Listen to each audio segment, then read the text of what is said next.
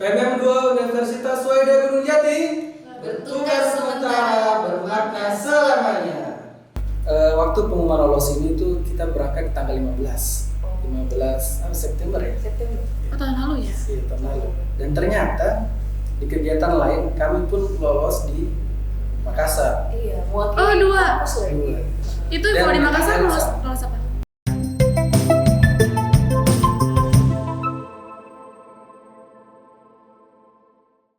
Halo, assalamualaikum warahmatullahi wabarakatuh. Selamat datang di Cipras, cerita inspirasi Universitas Sulawesi Tenggara. Oke teman-teman, saya Cynthia Anwar akan menemani teman-teman semua di episode kali ini. Nah, setelah kemarin kita kedatangan Triswaka, sekarang kita kedatangan lagi bintang tamu dari mahasiswa Universitas Sulawesi Tenggara. Nah, kita langsung sapa aja. Halo Kameli, halo Kak Badari, langsung sapa-sapa teman-teman. Oke. Mungkin bisa langsung kenalan dulu Kak, dan mungkin bisa cerita biografinya sedikit. Iya. Baik, perkenalkan nama saya Badarudin Sukirno. Saya dari Fakultas Ekonomi Bisnis, Prodi Manajemen. Saya angkatan 2020. Ya, saat ini mungkin mau menginjak semester 6. Nah, mungkin di sela-sela ini kemarin saya menyempatkan dengan teman saya untuk mengikuti salah satu program dari kementerian, yaitu program Pertukaran Mahasiswa Merdeka. Mungkin Kak? Halo, perkenalkan saya Odisi dari Familia, mahasiswa Teknologi Hasil Pangan, Fakultas Pertanian. Baru saja kami berdua mengikuti program Pertukaran Mahasiswa Merdeka, program dari Kemendikbud, dan memiliki banyak program yang wajib untuk diikuti teman-teman lainnya. Oke, pertukaran pelajar ya, Kak, ini cukup seru ya dan menarik banget. Dan ini ya hal baru ya di kampus kita, baru 2 tahun terakhir ya sama tahun ini. Oke, gimana sih Kak caranya ini Kakak bisa terpilih dalam mahasiswa pertukaran mahasiswa ini? Kan diketahui juga kan banyak nih mahasiswa ini mengikuti tes atau langsung ditunjuk atau bagaimana sih Kak? Mungkin dari yang biasa. Iya, mengenai mekanisme dari program pertukaran mahasiswa Merdeka ini sebenarnya bukan langsung ditunjuk ya teman-teman. Ada sistemnya, ada seleksinya, juga ada syarat-syarat yang harus kita penuhi. Nah, kemudian mungkin saya share sedikit mengenai syarat-syarat dari program pertukaran itu sendiri.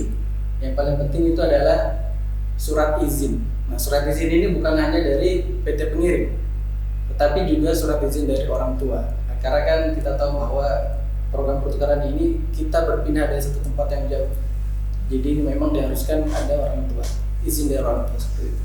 Dan yang lain seperti umumnya IPK. IPK ini yang pada saat kami mendaftar itu 2,8. Cuman sekarang kemungkinan sama. Kemarin memang ada sempat isu bahwa nilai IPK 3,8. Tapi itu tidak benar. Ini cuma hoax. Yang benar adalah sebentar lagi akan keluar. Cuman kalau kita melihat dari belakang itu 2,8 gitu. 2,8 itu persyaratannya. Iya, IPK 2,8 dari 4,0. Oke, selain komitmen juga kayaknya. Oh iya. Dan juga dari berkas lain ada juga sih, seperti kita harus punya BPJS dan juga rekening bank. Nah, untuk rekening bank ini harus atas nama mahasiswa itu sendiri. Nah, karena nantinya dari rekening bank ini dia akan melalui rekening kita, seperti pencairan dana, biaya hidup, Oh, ya, oke. kemudian dan lain-lain seperti itu. Jadi memang harus atas nama sendiri. Oke, untuk semesternya dia ada standar semester atau bebas 1, 2 sampai? Kemarin ada standar semester. Kemarin standar semester tuh paling mudah dari semester 3, 5, dan 7. Kebetulan kan dari teman-teman yang pertukaran juga di UGJ, 3 dari semester itu ada yang dari semester 3, banyak yang dari semester 3, semester 5, dan semester 7. Bahkan ada yang sudah proposal tapi tetap bisa mengikuti program pertukaran. Jadi pada saat pertukaran tetap menawar mata kuliah dan menjalankan mata kuliah seperti biasa. Namun revisi proposalnya tetap terus berjalan. Bahkan ada juga teman semester 7 yang melaksanakan sidang proposal secara online di masa PMN itu. Bisa saja sih yang penting semester ganjil kan 3, 5, dan 7. Berarti paling mudahnya kan semester 3. Semester 3 dan minimalnya IPK-nya 2,8. 2,8 kalau dilihat dari syarat tahun lalu. Oh, oke. Terus perjalanannya dari proses pendaftaran sampai perjalanan sampai di sana tuh gimana sih Kak? Ini mendaftarnya sama-sama atau cuma Kakak berdua atau ada juga yang lain tuh dari sini? Kalau pendaftaran ya, kalau kami kemarin dari khususnya kampus Sutra, ya kami lihat ada 6 orang ya dari Sutra. Dan itu dari fakultas mananya tuh Kak? Kalau dari fakultas mananya kami kurang tahu karena pas dikeluarkan itu hanya tertulis nama kampusnya aja. Jadi ada 6 orang, saya kurang tahu yang mana orangnya. Yeah. Tetapi setelah kemudian ada pengumuman lolos, ternyata hanya kami berdua yang lolos. Jadi yang 4 itu kami tidak tahu sampai sekarang mana. Awalnya 6 orang pendaftaran Unsura, terus pas lolos kami cek lagi kan Unsura hanya nama berdua. Itu yang mendaftar itu kayak ikut pertukaran mahasiswa tuh semua kampus atau maupun swasta maupun negeri atau hanya swasta? Seluruh perguruan tinggi S1 swasta dan negeri di Indonesia. Dan setiap kampus ada perwakilannya atau enggak sih? Setiap kampus harusnya ada perwakilan. Dan kita lihat di sini ya dari program PPM 2 hampir setiap kampus itu ada mahasiswanya yang dikirimkan. Terlepas dari pihak PT-nya ya yang mendukung untuk mahasiswanya ikut PMM, ada juga keinginan mandiri dari mahasiswanya sendiri untuk mengikuti program PMM. Kan banyak sosialisasi. Iya. Dan salah satunya kami itu mendapat sosialisasinya di Instagram.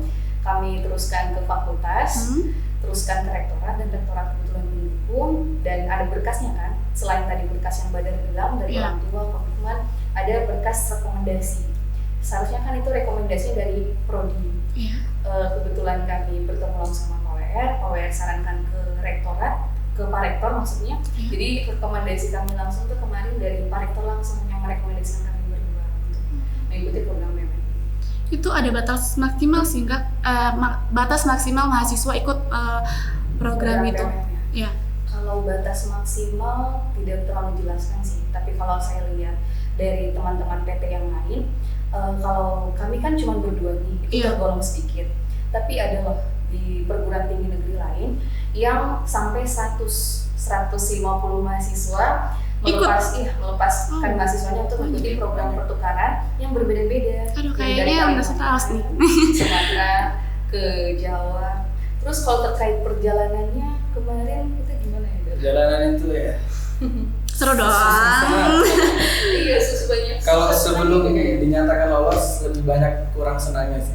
Karena berkasnya pusing ya. Paling kemarin kan sempat dari kami ini ada yang belum punya BPJS dan itu termasuk salah satu syarat penting. Jadi kita harus urus dulu menerima BPJS, sudah masuk di BPJS ternyata nama di kartu keluarga berbeda. Kok bisa ya? Kok bisa? Diragukan ya? Aduh.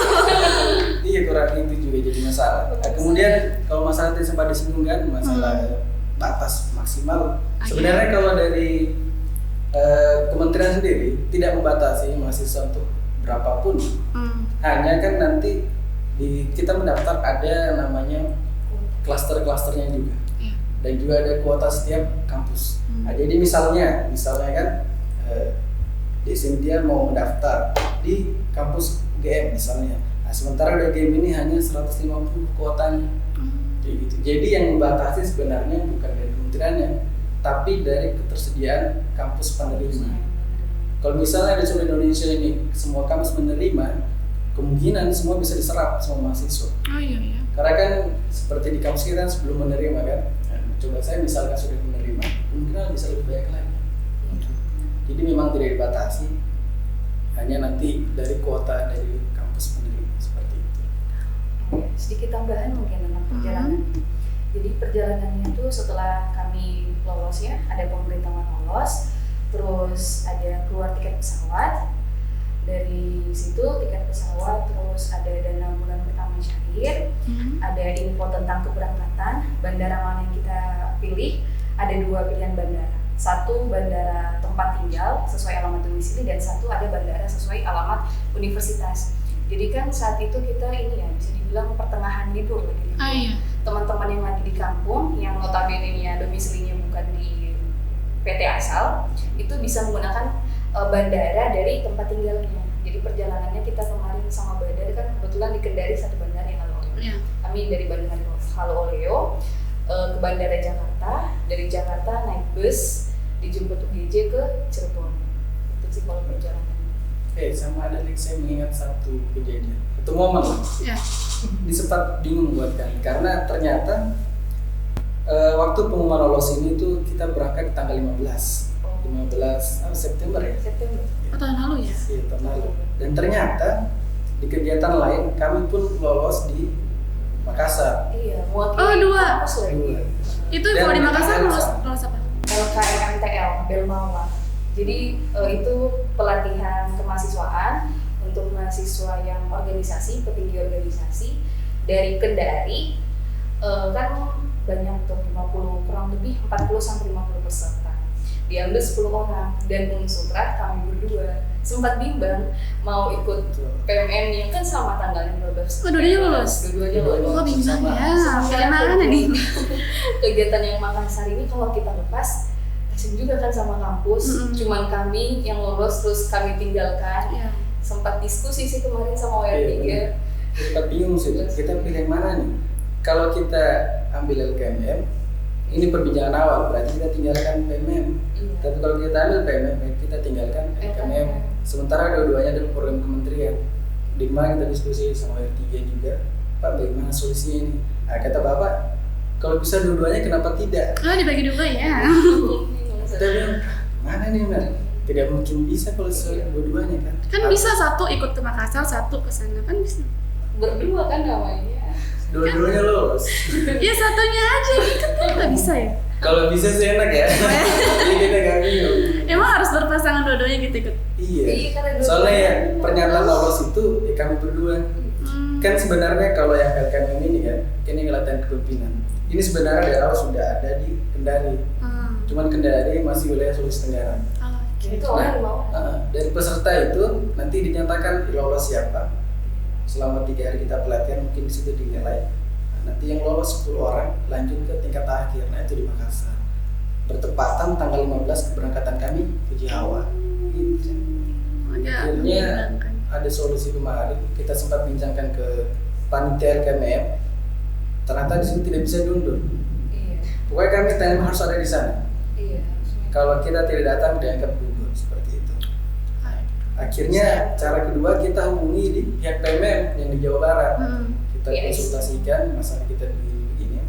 Kemudian dari sana dia akan mengizinkan bahwa tidak apa-apa kalian ikut dulu yang di LKMM itu di Makassar. Dan setelah itu baru kalian pindah ke Jawa. Oh jadi kedua-duanya nih? Kedua-duanya. Oh sungguh sangat mengerikan ya.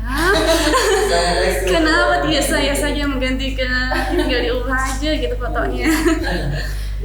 Oke, setelah itu udah sampai nih kan, sampai di sana. Terus gimana tuh kegiatannya tuh apa aja dan berapa lama sih Kak di sana tuh?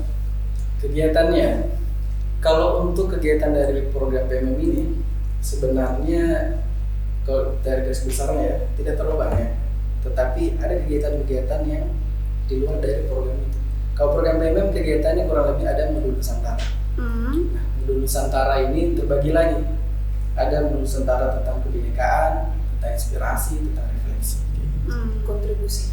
Iya, dan kontribusi paling terakhir. Mungkin Mel bisa cerita sih kebinekaan. Oh iya, terkait modul Nusantara kan. Kalau kebinekaan itu dia kegiatannya per minggu. Jadi selama 1 minggu di luar program akademik mata kuliah, 1 minggu adalah kegiatan modul Nusantara.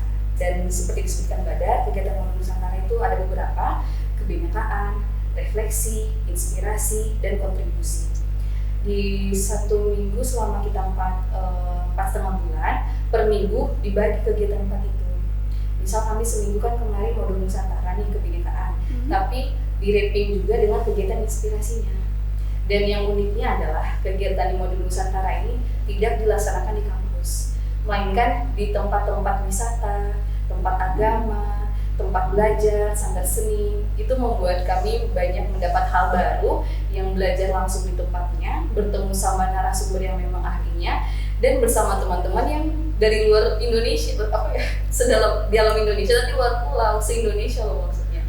Jadi kami belajar, saya ambil contoh ini ya, kami sempat modul Nusantara itu kebinekaan di Sanggar Tari Mimi Rasina. Di Sanggar Tari Mimi Rasina ini sudah dapat world record, cetak rekor muri juga, tari topeng.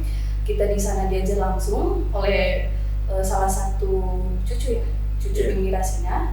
Kita diajarkan tari topengnya, dijelaskan filosofi topeng seperti apa, asal usul mula tari topeng. Awalnya kan tari topeng ditarikan oleh laki-laki, sekarang dibudayakan oleh wanita. Dan itu ada cerita di balik itu. Kenapa wanita? Wanita kan identik dengan tari ronggeng ya, tarian perempuan yang identiknya menggoda gitu kan. Oh, centil ya. Sedangkan tari Ya sulit topeng diterima laki-laki. lebih ke kesatria, pahlawan gitu kan, menandakan kegagahan seorang pria. Ceritanya yang Mimi Rasina kan, ayahnya Mimi Rasina adalah seorang penari tari topeng, istrinya adalah penari ronggeng, dan anak dari mereka adalah perempuan Mimi Rasina ini. Ayah Mimi Rasina tidak ingin Mimi Rasina seperti dapat cap penggoda kan menari ronggeng. Jadi dia mendandani anaknya seolah laki-laki dan mengajarkan tari topeng agar anak tersebut melindungi anaknya lah dari masyarakat kan saat itu yang stigmanya tari ronggeng. Tapi ternyata Mimi Rasina mampu membawakan tari itu dengan baik dan terus diteruskan ke warisan anak-anak yang lain. Dan sampai sekarang sanggarnya sudah mencetak rekor muri dan rekor dunia juga. Kami diantar ke situ mendapat kesempatan belajar langsung, mendengar langsung. Dengan ini juga ya dapat ini sih pengalaman unik. Karena kan kami belajar tidak hanya sesama kami kan orang Sulawesi, tapi ada orang Sumatera juga, orang Papua juga. Lebih seru sih. Bagaimana berapa orang sih Kak yang di situ? Kami di sana 72 orang, terdiri dari 34 perguruan tinggi seluruh Indonesia. Jadi kalau misal kami itu tari topeng kan baru nih bagi kami orang Sulawesi. Tapi kami lihat juga gimana sih tanggapan teman-teman dari Papua melihat tari topeng, teman-teman dari Sumatera melihat tari topeng. Oh ternyata berbeda-beda ya respon yang kami berikan. Dan itu pengalaman unik yang mungkin kita tidak dapatkan kedua kali. Itu sih kalau untuk kebinekaan. Iya, kebinekaan memang kalau bicara kebinekaan ini banget seru kan. Karena memang kebinekaan kan kita keluar dari kampus, kita bukan dari kampus, kita luar dari kampus. Dan juga kebinekaan ini kita kunjungi berbagai tempat-tempat yang menarik, tempat bersejarah juga. Dan juga kelompok Nusantara ini sebelumnya kan dibagi menjadi 4. Nah, perlu kita tahu bahwa Sadian Meli ini tidak satu kelompok sebenarnya. Jarang Bisa ya, jadi agak canggung mungkin ya ketemu orang baru.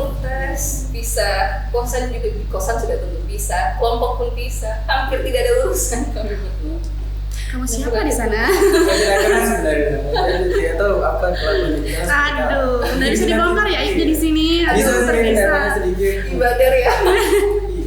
Kalau kebinekaan tadi saya ada satu pengalaman yang menurut saya hal baru, dan juga ternyata saya menanyakan ke teman-teman kelompok saya, mereka juga baru tahu ternyata ada. Oh gitu. Iya, nggak tahu. Sama, saya juga baru tahu. Iya, Iya, belum dikasih tahu. Iya, kita pernah mengunjungi satu pusat kebudayaan. Kalau kita sebut di sana Paseban, Sunda Wiwitan. Jawa banget ya bahasanya. Jawa banget. Nggak ngerti apa tuh. Tahu nggak Sunda Wiwitan itu apa? Kita ke sana, kami pikir Sunda Wiwitan apa pusat kebudayaan ini tentang seperti apa kan ada narinya, ada. Ternyata pas kami sampai di sana, fokus kami pada saat itu adalah tentang Sunda Wiwitannya. Nah, Sunda Wiwitan ini berdasarkan yang kami terima informasi di sana. Jadi saya tidak istilah pada apakah itu benar atau tidak. Cuma yang itu karena memang agak sensitif sedikit. Ternyata Sunda Wiwitan adalah sebuah kepercayaan yang ada di Indonesia. Karena kita tahu ada hanya 6, kan? Ada 6. Tapi ternyata ada Sunda Wiwitan.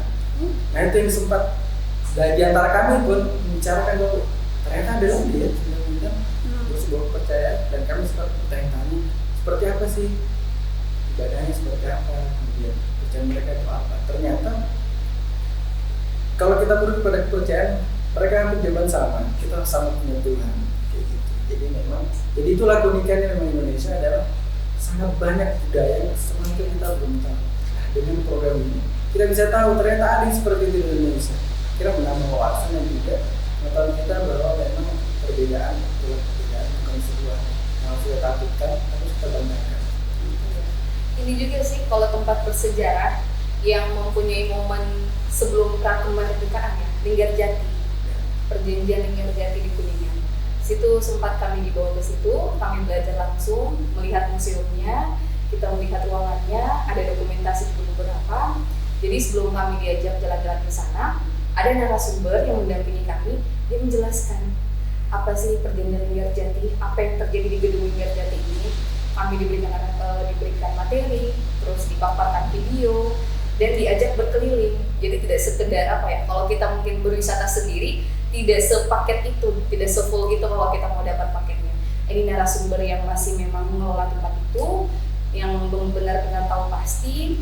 Kami dibukakan apa ya, kan kami ada museumnya tuh, di tempat itu ada museumnya. Kalau untuk wisata umum biasanya museum itu tidak terbuka untuk umum, tapi pada saat kami datang, dan bukan cuma di museum itu sih, dimanapun ya, tempat dimanapun kami datang, yang seharusnya tidak terbuka untuk umum dibuka untuk umum untuk program PMM ini. Itu salah satu keistimewaan, privilege ya kalau kita bilang. Kita mengunjungi tempat-tempat di sana, Museum Linggar Jati, terus ada makam Sunan Gunung Jati juga. Diantar langsung ya kalau nggak salah dari salah satu dosen mentor kita tuh, ada yang keluarga keraton Kanoman. Nah uniknya di Cirebon tuh ada 4 keraton ya, 4 keraton, dan salah satu dosen mentor kami adalah Keraton Kanoman. Melalui beliau kita dapat memasuki lokasi yang seharusnya terbatas di makam Sunan Gunung Jati. Kami menerima materi secara langsung di situ dan melihat khusyuknya kita beribadah di situ. Oke, dari banyak mahasiswa tuh Kak, ada nggak sih dia pasti kan dari banyak mahasiswa bisa ada ketuanya, ada nggak sih ketuanya, dan itu ada proses pemilihannya juga, atau satu orang tuh semua, atau dia kan tadi beda-beda kelompok atau per kelompok gitu? Kalau untuk kita bicara ketua, untuk di pertukaran Mahasiswa Merdeka ini yang timbul di Universitas Swadaya Gunung Jati, itu di sana kita ada kepala suku dan juga wakil kepala suku. Nah, untuk itu kepala suku kebetulan kami berdua, saya sendiri kepala sukunya dan Meli wakil kepala suku. Kemudian bagaimana cara pemilihannya? Pada saat itu setelah dinyatakan lolos, kemudian kami dibuatkan satu grup besar, kita semua di situ yang lolos di UGJ. Di situ pemilihannya, memang pada saat itu kita pemilihan secara online, karena memang kita belum pergi ke sana ya. Kita online, kalau tidak salah ada berapa kandidat? Banyak ya? Banyak ya.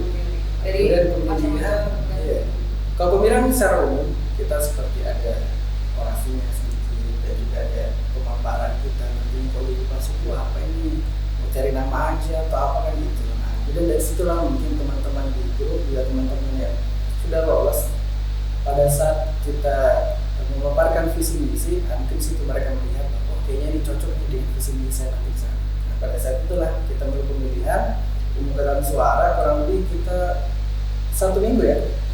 Lama juga ya? Lumayan lama. Karena problemnya ya kalau online susah miskomunikasi. Oke. Belum ketemu sama mahasiswa. Ya betul juga sih. Pendekatannya juga beda. Nah, pada saat itu setelah selesai pemungutan suara, alhamdulillah hasilnya adalah suara saya terbanyak. Kemudian juga ternyata suara Mei yang kedua. Jadi itulah kenapa kita terpilih kepala suku dan juga wakil kepala suku. Oke, selamat nih buat Kak Bada dan Kamel udah menjadi ketua suku. Ih, keren banget. Bisa aja di-spill ya caranya gimana. Pakai serangan fajar kali ya? Kampanye dulu ya sih. Kampanyenya berapa Hitungnya lama jauh. itu? Kalau dekat mungkin serangan fajar. Iya. Hitungnya jauh jadi aman-aman Itu aja. aman-aman aja. Oke. Mungkin ada kesan-kesannya ya sih langsung, oh ini ketuanya, ini dari mahasiswa yang lain, oh ini ketuanya pasti biasanya wah ini sangar dari mana nih tantangin tuh. Ada. Kayaknya berat Ada. yang cerita. Udah di-spill, udah penasaran. Jadi gini. Agak secret ya Mel ya. Keluarkan semuanya. Semua ya. Kamera bahaya. Ini buat teman-temannya lihat ya, ini kepala suku kalian.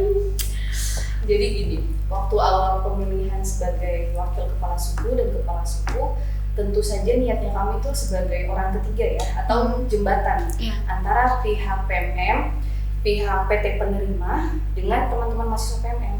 Kita kan dari seluruh Indonesia nih, punya latar belakang yang berbeda dan cara komunikasi yang berbeda. Makanya ditunjuk satu orang, kepala suku dan wakil kepala suku sebagai jembatan untuk menginformasikan hal-hal terkait selama program PMM. Nah, terkait kesan-kesannya nih, awalnya itu selama online kan sebelum pergi udah pemilihan duluan. ketik-ketik chat-chatan gitu kan sama teman-teman terkait informasi, terus baju PDH juga itu kan udah berjalan sebelum kami bertemu di lokasi Cirebon. Baik-baik aja sih, teman-teman juga sopan-sopan dan kami pun respon usahakan baik ya sama teman-teman yang lain. Dan kentara kesannya itu pada saat kami mau pulang bilang kayak gini, wah aku kira Kamil ini orangnya sangat cuek, judes, ternyata sampai di Cirebon gini juga ya anaknya. Oh, tidak sesuai ekspektasi rupanya ya. Betul. Oh, sangat menipu ya kali. Badar tuh paling sering bilang, Kamel, aku kira Bang Badar tuh orangnya ini selalu serius, nggak bisa bercanda. Ternyata sampai di sini petakilan juga anaknya. Putar musik sedikit tuh langsung joget. Ini bisa dipercaya bisa enggak? Enggak selalu. Malam tuh kalau di kosan kita jarang banget sepi, bahkan sampai ditegur. Iya. Bener tuh kosan. Oh, main lempar batu aja tuh Pak ya. Benar sih, benar. Emang kalau malam kami mungkin udah hampir 4 kali sampai bosan sih. Oh, sampai Paling bosan. banyak. Astaga.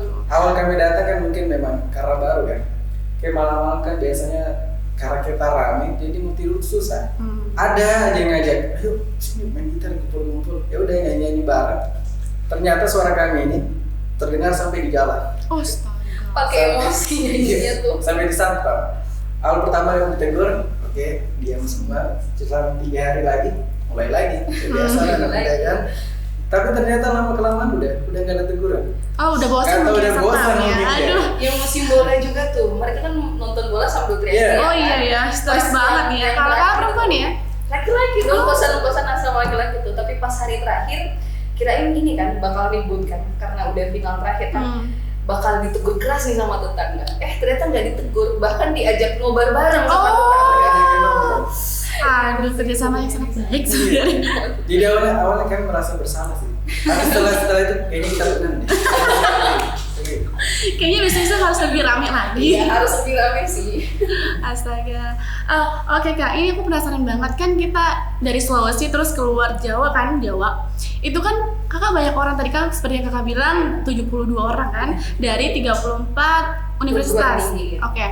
Nah, itu kan pasti ada perbedaan-perbedaan, ada culture shock lah pasti. Ada nggak sih yang kakak rasakan gitu dan bagaimana tuh cara kakak menangani itu? Iya. Kalau untuk di saya di asrama perempuan, kos Ar-Rahman tuh kan teman-teman banyak ya, dan kos Ar-Rahman tuh yang kos paling besar di antara kos perempuan yang lain. Di situ kita paling banyak. Kalau culture shocknya tuh lebih ke ini sih, ke bahasa. Teman-teman di sana tuh Sulawesi, Sumatera, Kalimantan. Sumatera yang dominan tuh ada Aceh, ada Medan. Sulawesi ada Makassar. Tahu kan logat Makassar seperti apa? Yang bernada tuh mau kemana Ki, dari mana, gitu-gitu. Datang Medan lebih tinggi. Woi, kok mau kemana Klen? Awak dari awak mau kemana? Mau kemana Klen? Ya, gitu kan. Ini mau marah tuh gimana nih? Iya, mereka pelan tapi nada tinggi. Berkebalikan sama kita yang Sulawesi. Kita Sulawesi bicaranya mungkin agak keras tapi cepat. Kok mau kemana? Pergi di mana? Cepat kan? Itu susah dimengerti sih awalnya. Kayak jadi pas waktu di sana tuh di asrama mereka sempat bilang kayak gini. Kameli dari Makassar juga. Iya, Makassar juga, Sulawesi juga maksudnya, tapi Kendari.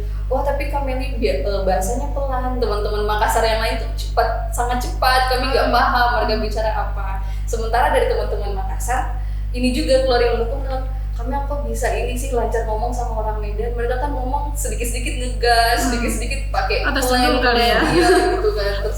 Tertekannya seperti itu. Tapi itu ini sih berjalan seiring waktu dan bahkan itu menjadi perekat antara kami. Dan kami tidak mengubah itu, yang Medan tetap dengan Medannya, kami yang Makassar, Sulawesi tetap Sulawesi kami. Terus ada sih satu bahasa yang sedikit mengecoh di kos Ar-Rahman tuh. Di Ar-Rahman kan ada yang dari Sumatera, Jawa, dan Sumatera, Jawa, Sulawesi juga kan. Ada satu kosakata tuh awak. Awak kalau orang Minang, kalau saya tidak salah itu saya, tapi ada awak juga yang orang Riau itu kamu. Oh iya. Terus sementara orang Jawa awak itu artinya badan. Jadi kalau ngomong awak itu harus diperjelas. Misal saya orang Minang ngomong awak sama kamu harus jelas awaknya itu awak kamu atau awak untuk saya. Itu sih ya kalau untuk culture shocknya. Makanan juga. Kami kan ada dapur umum. Banyak tuh teman-teman yang suka pedes kecut. Ada teman-teman juga yang senangnya manis. Itu tapi meskipun kami punya selera makanan yang berbeda, setiap memasak, setiap momen makan bareng tuh nggak pernah tersisa. Meskipun punya ini kan selera emang selalu habis. Jadi mau tadi yang saya seleranya manis, ketemu makan pedes karena rame-rame ya udah habis aja saat itu. Walaupun habis sakit perut ya. Urusan belakangnya. Kalau kamu gimana nih? Kalau saya sih hampir sama sih ya. Cuman pertama kali saya datang, pikiran saya kita ini akan terpengaruh dengan orang di situ. Orang yang dari jauh Sunda ya. Iya. Cara bicaranya, gaya bicara. Ternyata enggak, justru terbalik. Justru orang-orang di situ yang terpengaruh dengan bahasa kita yang orang situ. Jadi terbukti mayoritas di cowok-cowok nih, baik dari Sumatera sama dari Timur. Nah, kan kita tahu kalau orang Sumatera itu orang Medan kan ada biasanya agak keras ya, tinggi. Tapi sebenarnya nggak marah. Iya, tinggi. Intonasi emang kayak gitu. Agak-agak kayak macam pukul gitu. Nah, kayak juga awalnya. Tapi Erneng kan sudah terima kan. Dan juga dari Sulawesi kebanyakan hampir sama juga, agak keras juga. Jadi memang dominan kami di sana itu Sumatera Timur. Nah, ternyata itu tadi yang saya bilang, saya pikir kami yang akan terpengaruh dengan di sana. Ternyata tidak, terbalik malah. Justru orang sana yang terpengaruh dengan kayak gitu. Aduh. Dan terbukti dengan orang-orang, kan kami ditempatkan di kelas di sana kan tentunya kami hanya beberapa orang aja kan. Mungkin 3 orang, 4 orang dalam satu kelas. Lebih banyak dari orang Cirebon sendiri. Tapi ternyata walaupun kami hanya berempat dengan gaya bahasa kami seperti itu, justru mereka yang terdidik kami.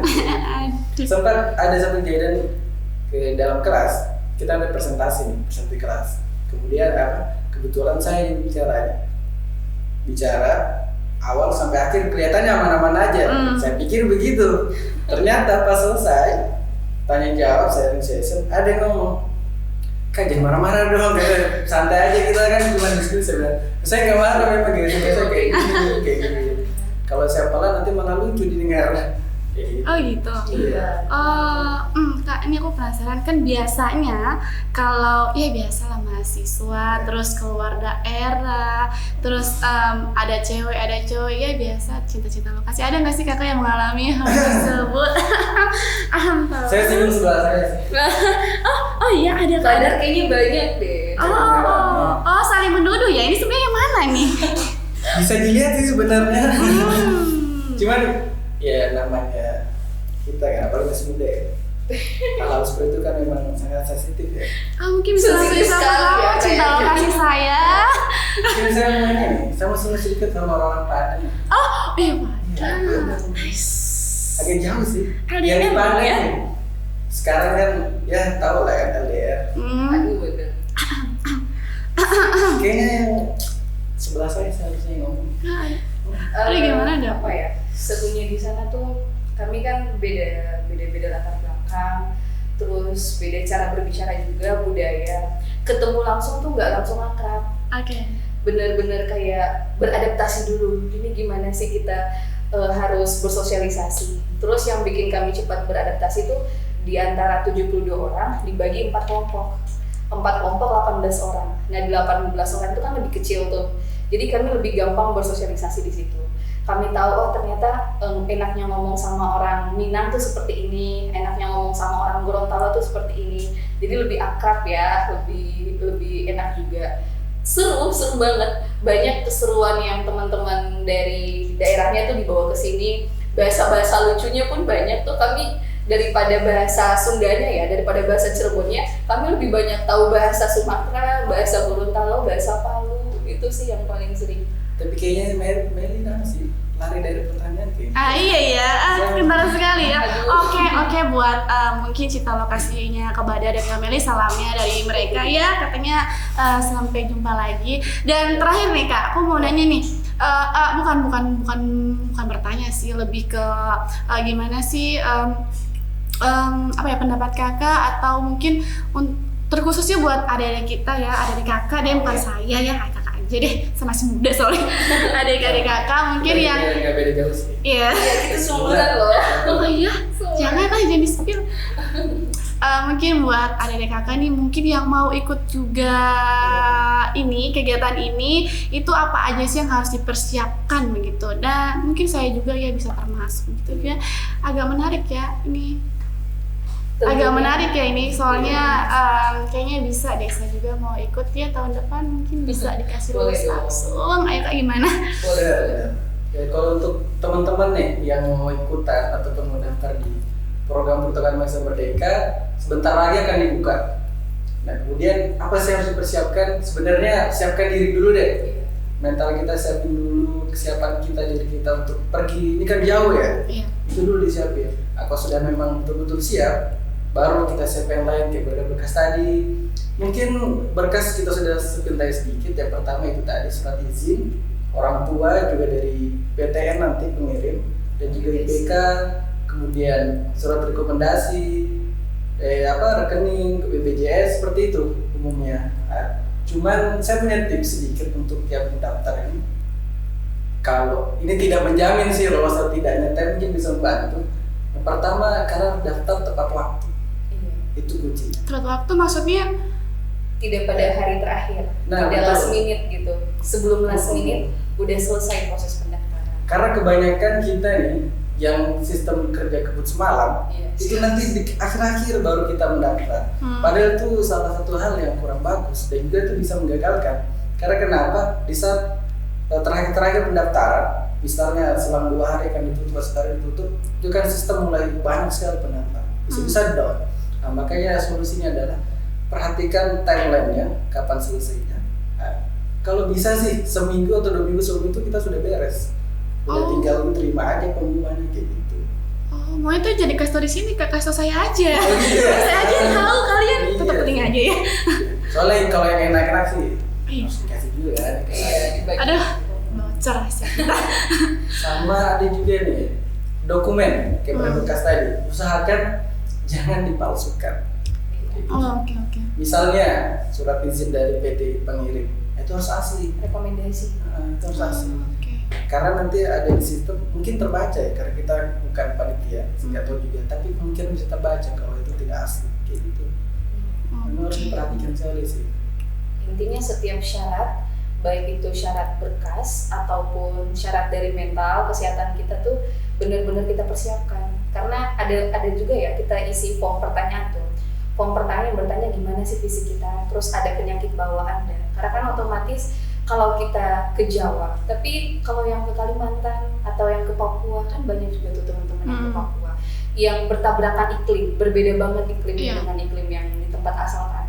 Itu kan dipertanyakan kondisi kesehatannya, kondisi mentalnya, tidak hanya kondisi berkas saja. Kalau berkas kan mungkin semua orang bisa penuhi, tapi kalau kesiapan dan bagaimana kesehatan teman-teman di sana, takutnya teman-teman di sana nanti sakit, terus orang tua tempat asal juga nanti ini seperti apa?